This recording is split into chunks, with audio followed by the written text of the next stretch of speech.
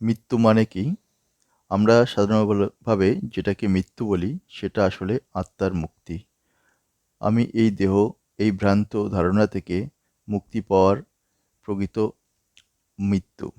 যখন প্রাণ ও শ্বাস আলাদা হয় শরীর থেকে, তখনই মানবজাতির ইতি ঘটে। কিন্তু আত্মা অমর। আত্মা তো কেবল তারা বাহন বদলায়। যুগপূর্ব যোগীর যুক্তেশ্বর গিরি বলেছিলেন, মানুষের দেহে তিনটি দে মানুষ ৩ টি দেহে বসবাস করে: সুতল দেহ, সুপল দেহ এবং কারণ দেহ। মৃত্যুর পরে সুতল দেহ ধ্বংস হয়, কিন্তু আত্মা থাকে সুপল দেহ ও কারণ দেহে। মৃত্যুর পর আত্মা যায় কোথায়? মৃত্যু ও আত্মার যায় শুষ্ক ভূমি বা ড্রাই প্লেন এরকম একটা জাংশন সেকশনে। ঠিক যেমন ট্রেন একটা স্টেশনে থেমে যায় এবং তার পরবর্তী গন্তব্য নির্ধারণ হয়, আত্মার ক্ষেত্রে ঠিক তেমনই। এই সময়টিকে বলা হয় মহাপরিকল্পনার সময়, যেখানে আত্মা পরিচালনা করে আগের জীবনে কী অর্জন হলো, কী অপূর্ণ রয়ে গেল, আগামী জীবনে কী করতে হবে। এটা একটা ড্রাইভিং প্ল্যানিং বোর্ড, যেখানে আত্মা তার ভবিষ্যৎ জীবনের জন্য গাইডলাইন তৈরি করে। পুনর্জন্মের আগে পরিকল্পনা। এই পরিকল্পনা একদম সূক্ষ্ম। কোন দেহে জন্ম হবে, কোন পরিবারে হবে, মা-বাবা কারা হবেন, পুরানো কর্মফল কীভাবে নতুন জীবনে প্রতিফলিত হবে। এটি একটি পূর্ণাঙ্গ রূপরেখা।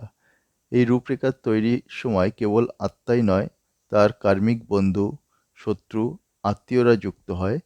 ঠিক যেমন স্টেশনে দেখা হয় পুরাতন সহযাত্রী পরবর্তী ট্রেনের একসাথে ওঠে। অপূর্ণ কর্ম ও আকাঙ্ক্ষার ভূমিকা। যদি কোনো ব্যক্তি জীবনে কোনো অপূর্ণ ইচ্ছা বা অশেষ কর্ম থাকে, তবে তা আত্মার সঙ্গেই থেকে যায়। সেই আকাঙ্ক্ষা আবার পৃথিবীকে টেনে আনে। এই অদৃশ্য আকর্ষণকে আত্মার ফের পুনর্জন্মর দিকে ঠেলে দেয়। তাই দেখা যায় কেউ জন্ম থেকেই একরকম দায়িত্ব বা অভিলাষ বোধ করে, যা আগের জীবনের অসমাপ্ত অধ্যায় থেকে এসেছে। আত্মা যখন ফিরে আসে, তার সঙ্গে কী ধরনের কী ফেরে?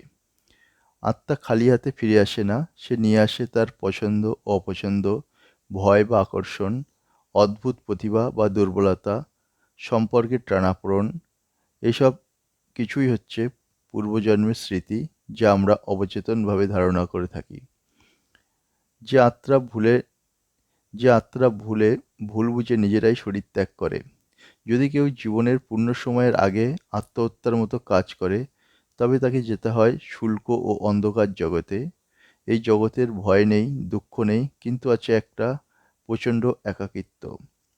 কারণ প্রকৃতি তাদের শিক্ষা দেয়, তুমি এখনো তৈরি হওনি, আবার ফিরে পৃথিবীতে এসো, অভিজ্ঞতা অর্জন করে এসো। পুনর্জন্মের স্থান ও সময়কে নির্ধারণ করে আত্মা নিজেই নির্ধারণ করে। তবে এই নির্বাচন হয় জ্ঞান, কর্ম ও আকাঙ্ক্ষার ভিত্তিতে। একজন আত্মা এক এক রকম জীবন বেছে নেয়। কারো জন্ম হয় বুদ্ধিজীবী পরিবারে, কারো জন্ম হয় সংগ্রামমুখর পরিবেশে।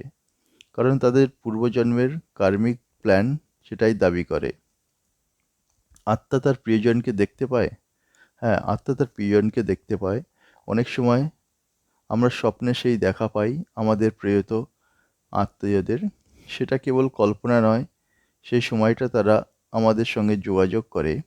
যদি তাদের প্রবল ইচ্ছা থাকে পুনরায় ফিরে আসার, এবং প্রিয়জনরাও তেমনই আকাঙ্ক্ষা করে থাকেন, তবে আত্মা ফিরে আসতে পারে সেই পরিবারে আবার।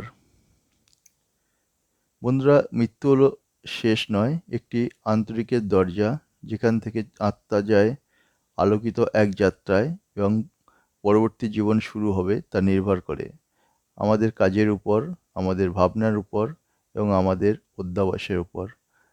আজকের এই জ্ঞানের আলো আপনার যদি একটু ভাবতে শেখায়, তবে লাইক এবং সাবস্ক্রাইব করুন, এবং ইন্সপিরেশন লাইট বেঙ্গলি চ্যানেলটি সাবস্ক্রাইব করবেন। আপনার মন্তব্য জানাবেন পরবর্তী মৃত্যুর আত্মার ভ্রমণ নিয়ে কী ভাবলেন। ধন্যবাদ।